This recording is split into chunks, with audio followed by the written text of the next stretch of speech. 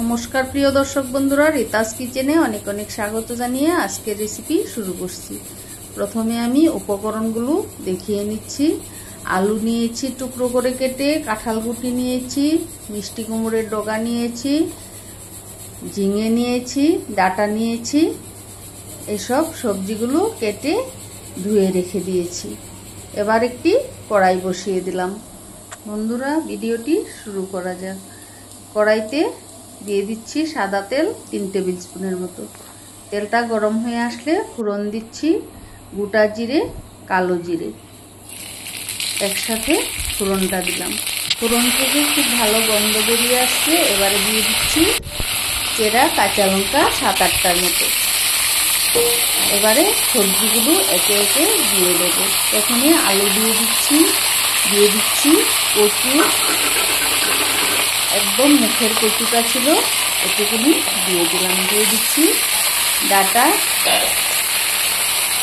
একে একে সবগুলো সবজি দিয়ে দেবো। বন্ধুরা, ভিডিওটি স্কিপ না করে আমার নিরামিষ রেসিপিটি একবার তোমরা দেখে নিও। এই ধরনের সবজি বানালে মশলার প্রয়োজন হয় না, শুধু একটু হলুদ গুঁড়ো, একটু জিরে গুঁড়ো দিলেই হয়ে যায়। এবারে পরিমাণ মতো নুনটা দিয়ে দিলাম। আমি এখানে 1 টিস্পুন নুন দিয়েছি। দিয়ে দিলাম 1 টিস্পুন হলুদ গুঁড়ো। এবার ভালোভাবে নেড়েচেড়ে মিলিয়ে নিচ্ছি। এই প্রচণ্ড গরমে এরকম মশলা ছাড়া সবজি খেতে হয়, তাহলে শরীর স্বাস্থ্য সব ভালো থাকে। তারপর 10 থেকে 15 মিনিটের মতো ঢেকে রেখে দিয়েছিলাম। দেখো বন্ধুরা, সবজিগুলো একদম মিলে গিয়েছে, ঝিঙের পাতা নিয়ে একদম মিলিয়ে গিয়েছে। আলুগুলো প্রায় সেদ্ধ হয়ে আসছে।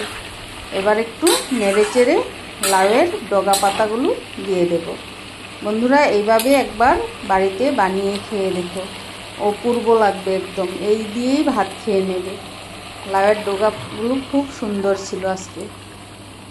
ভালোভাবে কেটে ধুয়ে এবারে দিয়ে দিলাম।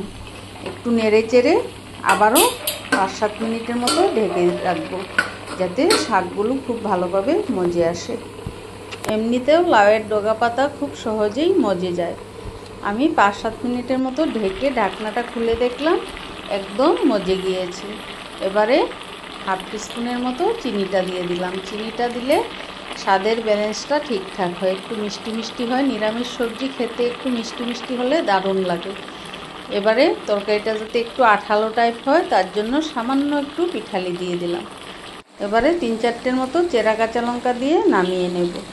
বন্ধুরা, নতুন নতুন রেসিপি পেতে হলে আমার চ্যানেলটাকে অবশ্যই লাইক, কমেন্ট এবং সাবস্ক্রাইব করে পাশে থেকো। ধন্যবাদ।